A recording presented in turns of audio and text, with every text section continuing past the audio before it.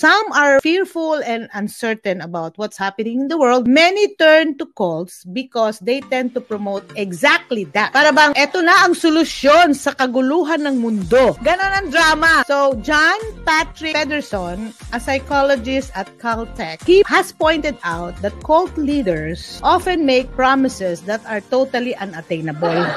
O ayan na, kumbaga may ipapromise sila na sa ngayon, mag-iiba ang kulay ng araw. Hindi magkakaroon ng earthquake pag hindi ko sinabi. Oh my gosh, that's so unattainable, man. They are totally unattainable. That's what usually cult leaders promise. They also promise constant peace of mind. If you will be in my care, you will be at peace. Better watch out. Meron pa eternal life. Pag kayo sumama sa aking grupo, magkakaroon kayo ng habang buhay. Hindi po tayo sa atin sasama. Magpa-follow po sa Diyos. Pag nag-promise na sila ang makakagawa nun, ay magtanong-tanong na kayo.